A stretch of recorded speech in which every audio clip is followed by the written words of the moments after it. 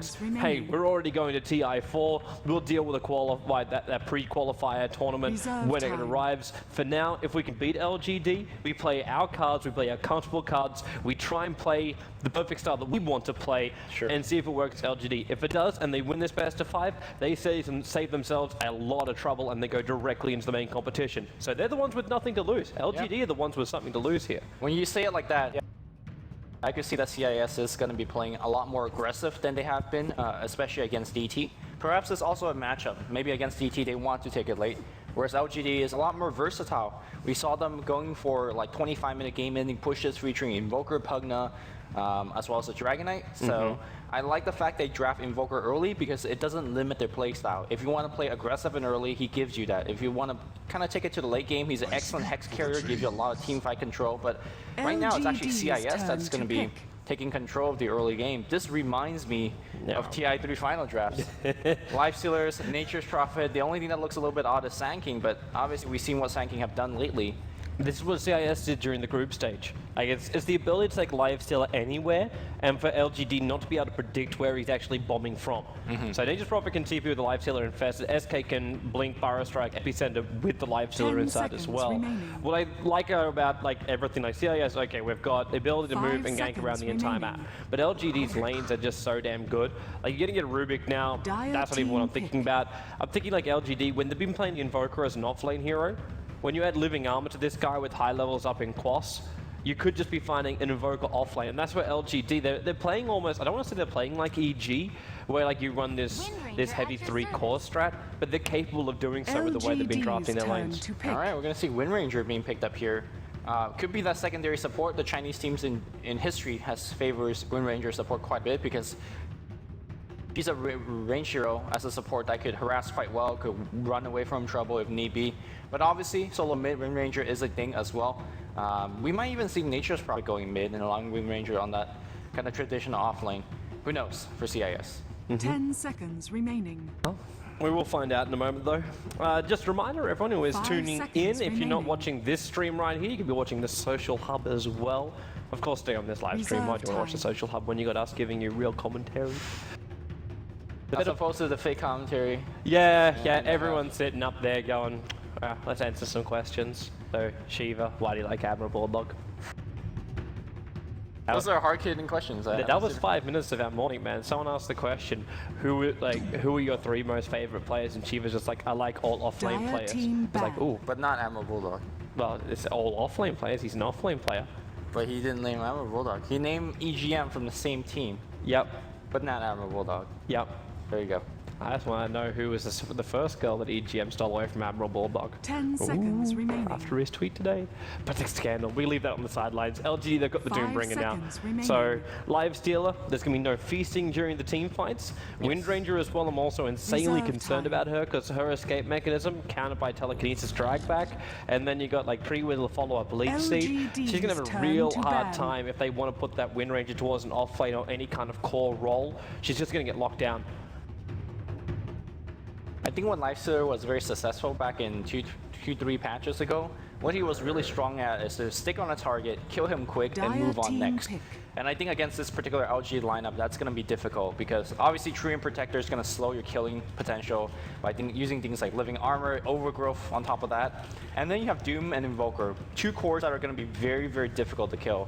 I imagine Doom's going to go for either early mech or early Vlads. Any form of like early plus armor for himself and for his team, that's going to give him a lot more survivability against Lifestealer. And Invoker Jungle will stay so far back that he shouldn't be in trouble anyways.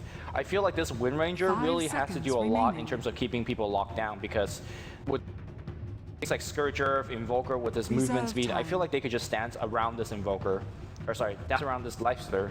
And the other thing is, how are you going to deal with the Overgrowth?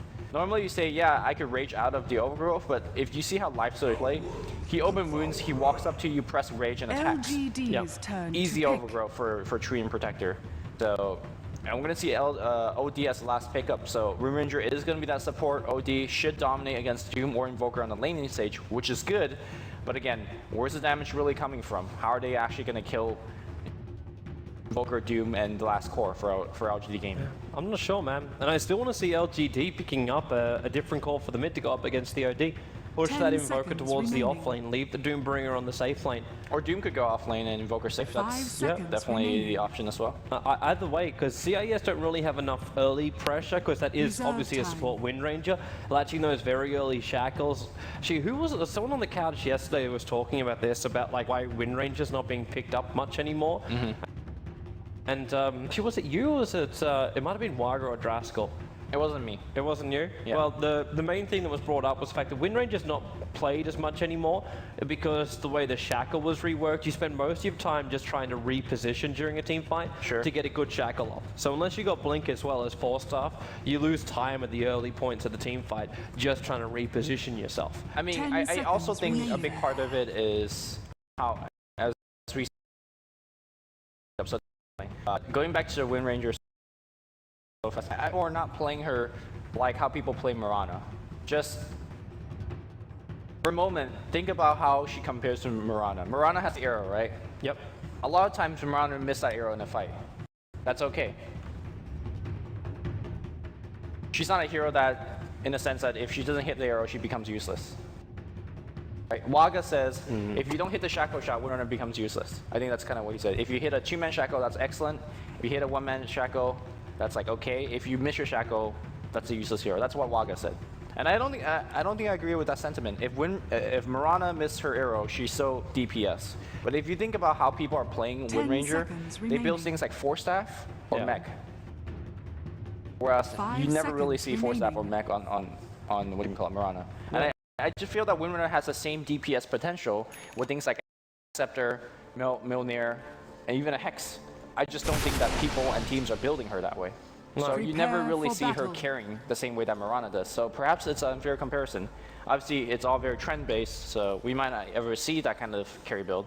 But Yeah, there's I'm only out of like the game. one team in the entire world that I know that still does that kind of thing, and that's Na'Vi. yeah. And that's just because it's one of the Denny's favorite heroes as far as playing him. Let's actually check out our lanes for LGD. It's going to be Lin heading up towards that top lane as the Weaver. The middle lane will in fact be Yao. Going to go a what I assume be Quas Wex with Phase Boots first build. I'm also hoping Lumi, you can get yourself back inside the game. Yeah, I'll cast off of your... Did it actually drop you completely? You'll get yourself in. DDC will be the Rubik, and DD will be as the Tree Protector, which gives you a safe lane Rabbit Doombringer. He will be going up against what 30 appears to be an seconds to aggro battle. tri-lane at the moment. Nature's Prophet still hasn't decided where he's going, but he's got Boots first, as well as having Clarity, as well as Tango. But Demons, okay, they are going to move June north. So safe lane, easy lane, farming up Lifestealer. Nothing out of the ordinary, it seems. No, everything looks to be standard. We wouldn't really expect anything else from game number one of like a best of 5. As we said during the drafting stage, all you really want to do is just get that one game battle advantage. If you're able to achieve that, then you can be a little bit more flexible. The pressure comes off you a little bit here in the best of 5. Only a little bit, not a lot, just a little bit. Seems like, I'm not sure whether you covered it because I was trying to rescue my computer, but it's going to be a Doom versus a Prophet safe lane. Yeah. Which, actually I think it favors Nature's Prophet quite a bit because Doom, sure he's going to get farmed, but he's also going to get harassed quite a bit. Obviously he has his pull blocked off, but there is living armor coming from top. Yeah.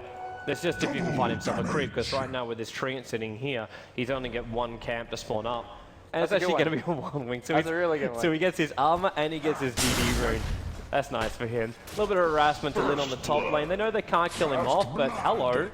As indeed. Broker gets the first blood of middle lane. Sorry, wasn't watching for the smoke gank. Yeah, I'm not sure they even smoked. They kind of just walked in there with Leech Seed and Lift and a couple of right clicks. So there you go. Yeah. That's a surprising first blood, and definitely not something CIS want to have happen. Now Black is so far behind as the OD, having to walk himself back out towards that middle lane. It's a good thing for him he wasn't actually trying to get to his early bottle. I'm a little bit concerned for your computer right now. It's just dead. I prefer not to. Yeah. Shout out to the guys in the chat, yes. First blood miss, man. That's the second time. I feel slightly... Step it up, Toby. I feel nerfed. I feel nerfed. This support combo that got the gank in the middle, though, instantly comes up towards the top lane. So it's actually going to turn this LGD lane into a tri-lane. Denied. I'm still watching.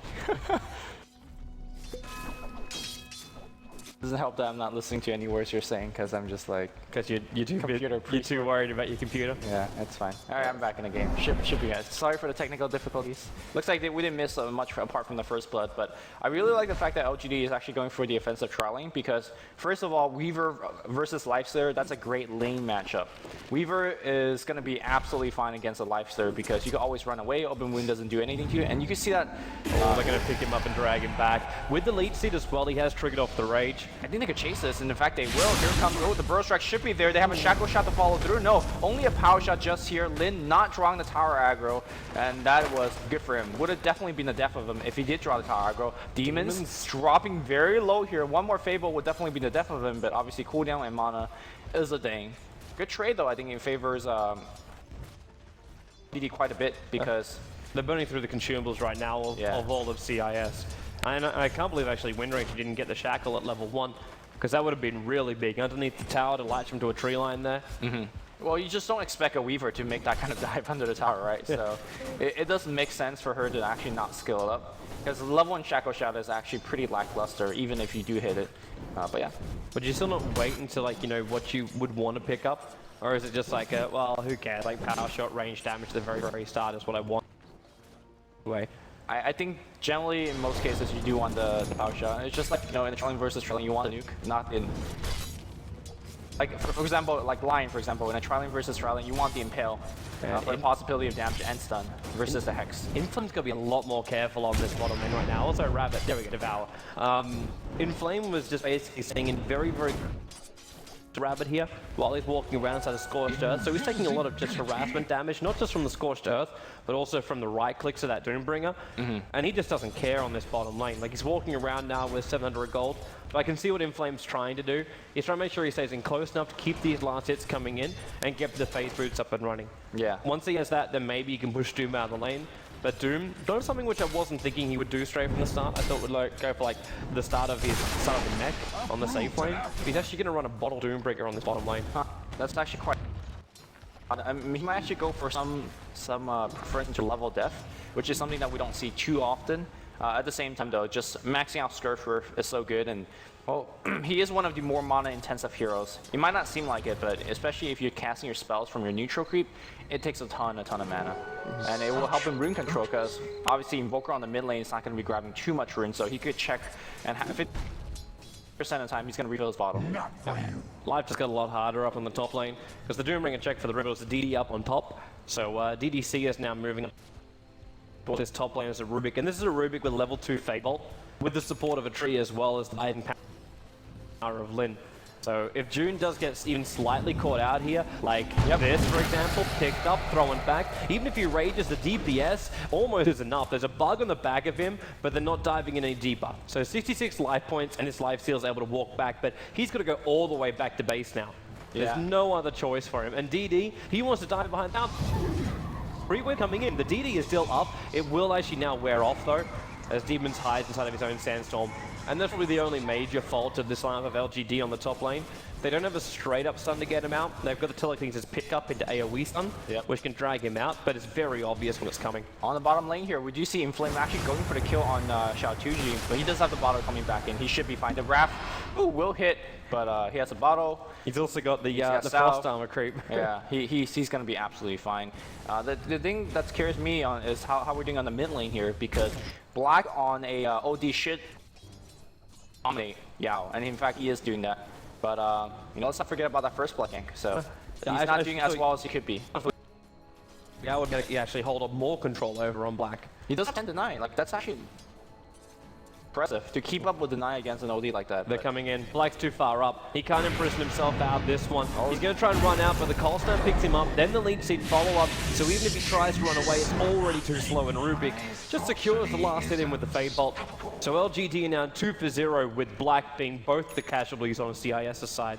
Yeah, normally you say, well, you have a ward protecting yourself, and even if you expect a smoke coming, dodge that, but I think that's more because the top running is playing very well. They were able to pressure back the Lifestealer, they were able to pressure the supports, and then they disappear in jungle. You don't know if they're doing a pull, you don't know if they're ganking mid, and because they reacted so quickly, Black was caught out, and yeah, I think that's really the trialing for LGD right now that's winning very hard. And your mid lane that's supposed to be losing, he's doing okay. Your bottom lane is trading evenly, and Doom's one of those heroes that farms so quickly anyways. I think LGD is exactly where they want mid. Invis room from DDC just lets him set up perfectly. Into the lead seat, first strike on the way. OD and Prisma's going to try and buy that space, in fact, and they won this last hit. They're a Fade Bolt, there's not enough mana, he's short by 15. Now the Prophet ulti bounces through. The Tree Protector will go down and Yao held inside the trees. OD will throw the ulti out just to ensure there's enough damage with his last right click. And that means that there's a nice counter gank here from CIS. Yeah, and you do see the power of those stuns coming in early from CIS. Burrow Strike, over 2 seconds of stun time, and of course the Wind Ranger, if you do hit that shackle on 2 heroes, that is 3 seconds of chain stun if you count that like that. And they did. So it was a shackle from, I think, Invoker onto the Treant, double kill onto those heroes. And that's just a level 1 shackle. So I think we're going to see more of Wind, or I hope we see more of Wind Ranger, because she is, in my opinion, very undervalued, very powerful hero. Maybe we should ask around a couple of the other pro players, see the reason why they don't play him. Got a little bit more space up on this top lane, but again, this continues to happen. The bugs are on him, so we already start adding in the negative armor. DDC, he does have Fade Bolt available. When the Rage wears off, a boom in, and then Chikuchi damage. He needs a Geminate attack to fly out here, and maybe that's enough. Sunstrike's on the way in, but the Geminate's enough to finish the job before Invoker tries to get the snipe. Yep, and now Lin heads to level 6, so he's really unkillable at this point. Unless he doesn't have mana, obviously, for his time lapse. But I don't think the stuns here for CIS should catch him out. Obviously, there is Shackle and Burrow Struck, so he should still be somewhat careful. But I think he's having just an absolutely fantastic time. And mid, getting somewhat pressure despite having, getting the couple kills. We're going to see multiple gank parties continue to check the runes. They're coming bottom lane. Forest Strike into Doombringer. It's about time they try to gank him up. This guy's got so much money anyway. Can't cut his way out of the tree line. The bottle will arrive, but he gets shackled up through, in fact, the sprouts, the back end trees. Yeah, we haven't talked about that either. It's a free shackle, actually. A single target free shackle, which, again, if you could guarantee to land it, not too bad, man. Not too bad. Because they need to do this, man. Look at the CS of the Doombringer. It's 46 for 10 on a Doombringer, while he's actually still using the 4 points to balance. So his net worth was skyrocketing above everybody else on CIS. They needed to bring him down. And there's another DD rune movement coming out from this Rubik. It just wears off though as he arrives to the top lane. But June has to back up. He has no other choice here.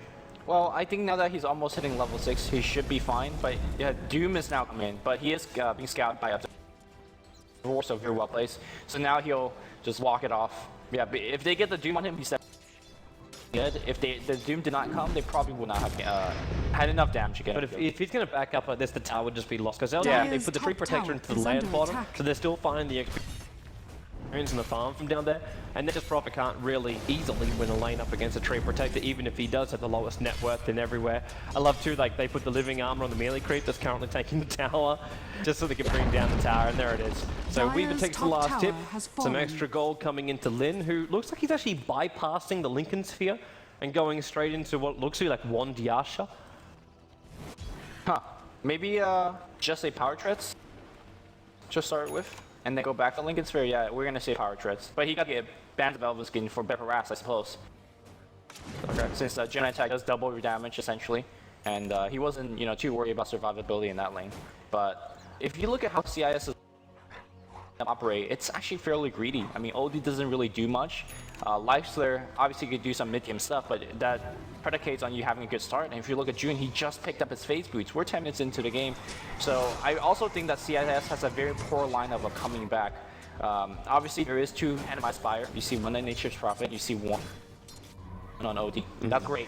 But I feel that when LGD pushed in the next 5 to 10 minutes, these Midases are not at a stage where they have really brought you real income. And you're just on the back foot with a lineup that really can't counter push well, with a lineup that can't really team fight well. So I feel that if LGD could push fast and hard, that's a timing window they could really strike hard. CIS. Yep. Well, they're already coming up, man. Smoke movement, Infest is inside of Demons, and AO's moving up towards that top lane.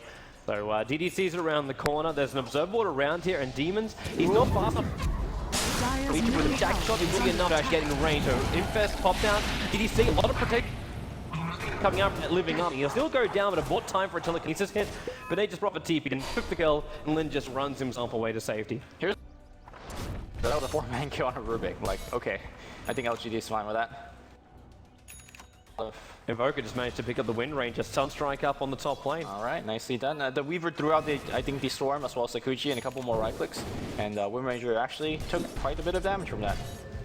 The thing I want to point out is that Invoker has actually a phase boot on Exort build. I normally do not advocate for this, and I think Yao understands that as well. The only reason he's Chico for phase this game is because OD constantly take away his intelligence. So he just needs some phase damage to actually trade right clicks and blast it and deny. So normally it's actually a very bad build because the phase ability works very poorly with your low base movement speed, and you actually don't need the damage because Exort gives you so much anyways. But in this case, it's a very, very special case.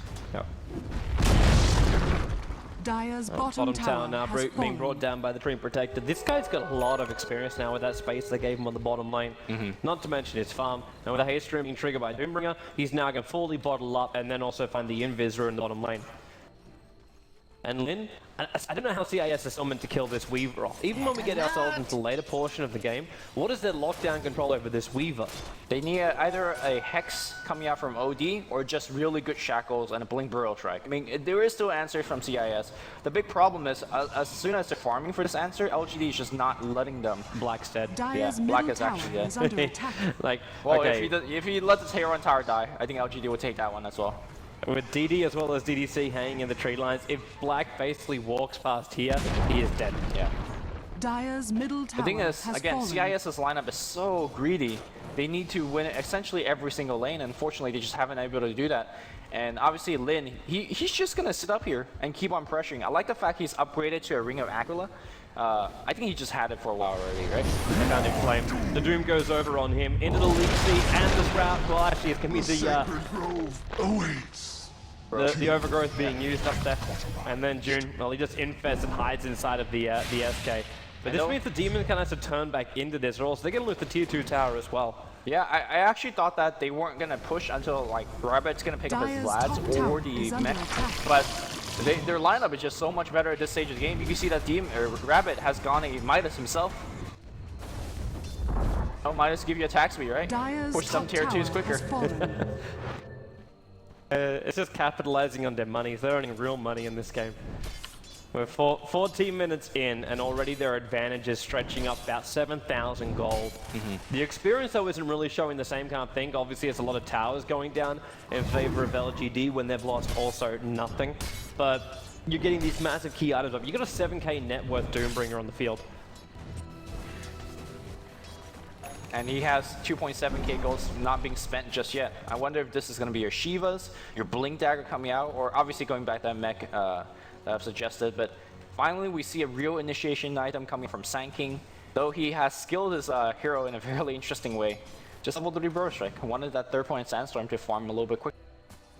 Actually, I saw this happening through the SEA qualifiers too, and North America I think did a little bit. It's when you say that, like, we think we can farm.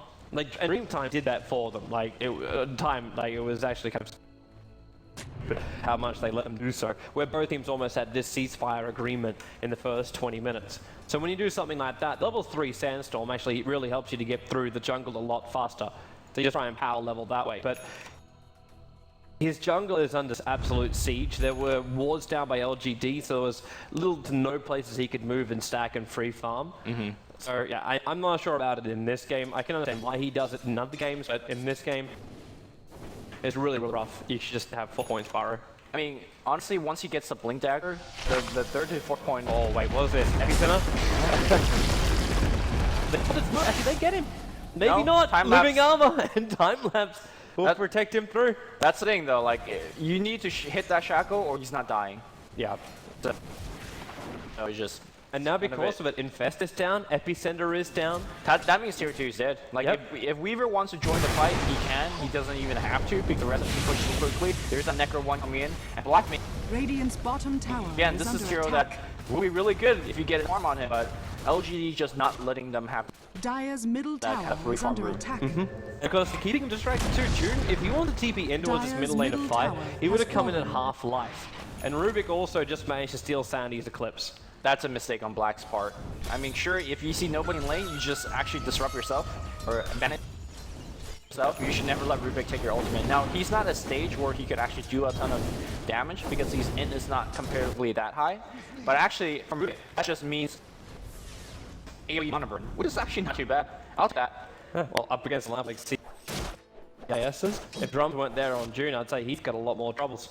But even Flame, like in Flame Jump, and if he triggers his ultimate as well as like the Sprout and summoning the trees, he'll have nothing left to TP in and out with if he can hit it. Yeah, and finally, I do want to point out there is, in theory, split push ability coming out from CIS because you do have Nature's Prophet.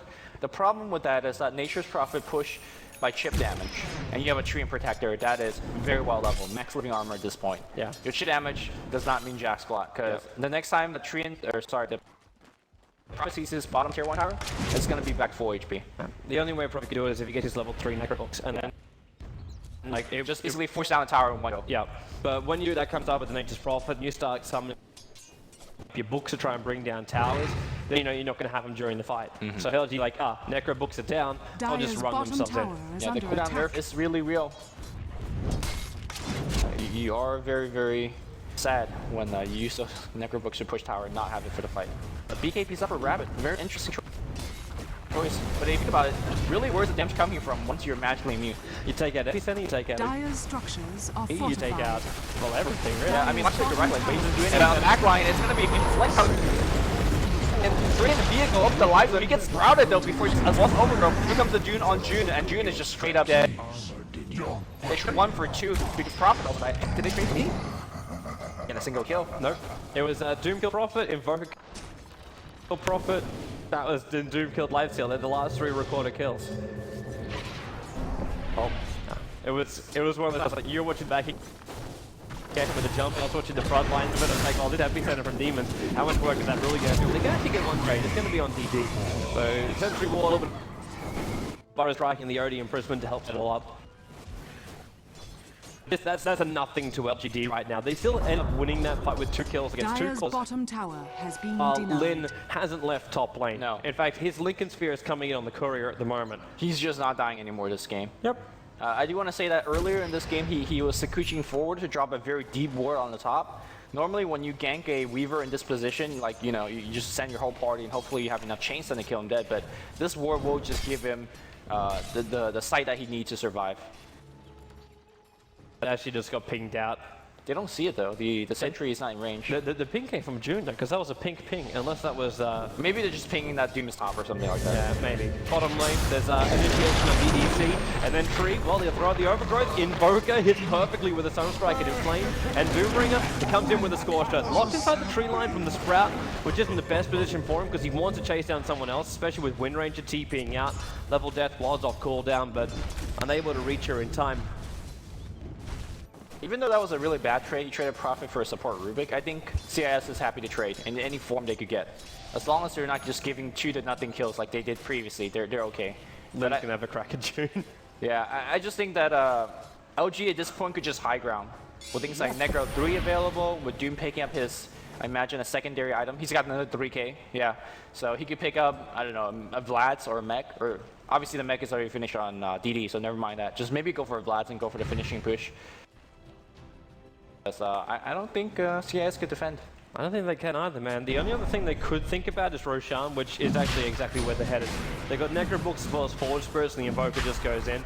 So with an Aegis Immortal behind them, if they actually get that over on Lin, did Lin actually buy a damage shielding item yet? No. No, he just put a TP scroll to fly out to him at the moment. I don't think you give it to Lin, like, because he's not going to die anyways. I think you give it to somebody that's a little bit more valuable to the team. Maybe the June, because he's providing a 30% damage to her. In fact, they will give it to him. Shackle Shot not flying through. Lin is going hard right now. Lin.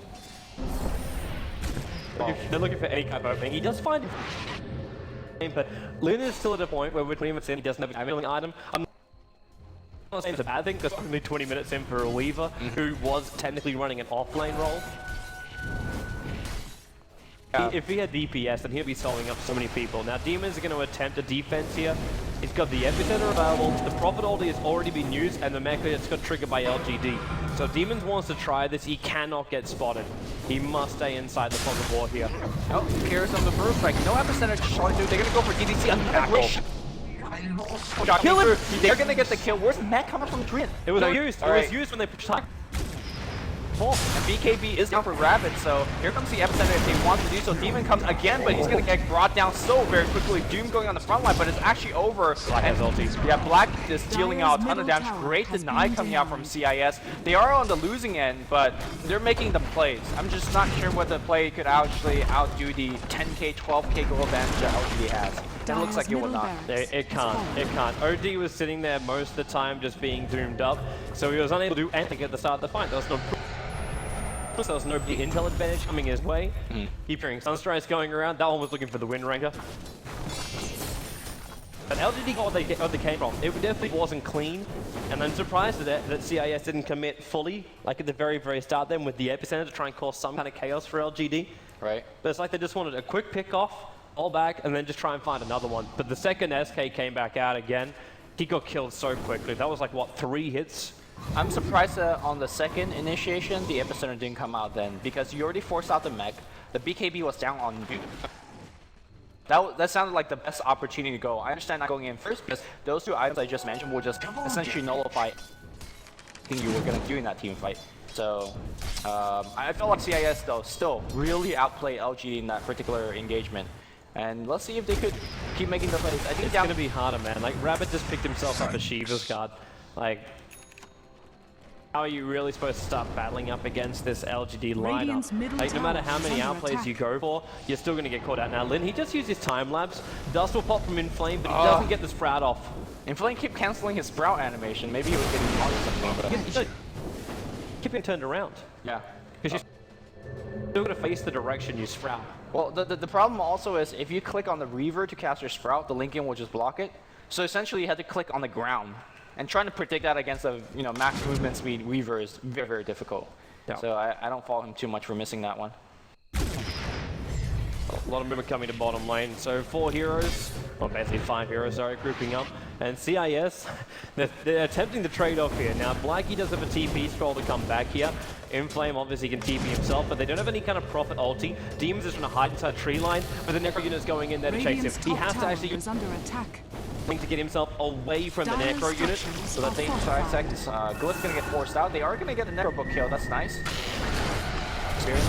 Rabbit is just standing at the front line here. Doom goes onto June, Overgrove on top of him, and look at his HP just getting chunked down by the Weaver. The Knight comes out from the Wind Ranger, which is cute and nice, but it's a team that's going to be dying. Here comes the buyback from Lifestealer, but are they out of gas? And I think the answer is yes. They need the epicenter, and they don't. If they lose one more core right now, they're probably even just going to call it. And June, he comes to front line. You can have a crank here at DD. Living on to protect him, and look at Len. The bug fire armor coming away in June, he's getting ripped down. Odie will drop the ult, but the only one that goes the tree. The Lifestealer was dying to back end of play, and there goes Nature's Prophet as well. They're just ripping through him. This is over. There's no one left for LGD to defend their base. And game number 1, we are 24-25 in. One last epicenter for a hoorah, but that is it. 15-8. LGD, the quickest game we've had all day. LG says, I can take the lineup that could win late because we have guaranteed carries like Weaver, Doom, as well as Invoker. But if you're going to give us a 4K advantage, we're going to just run away with it. Yeah, it was too easy for LGD at the end of the day. CIS, see how they go. Game number 2.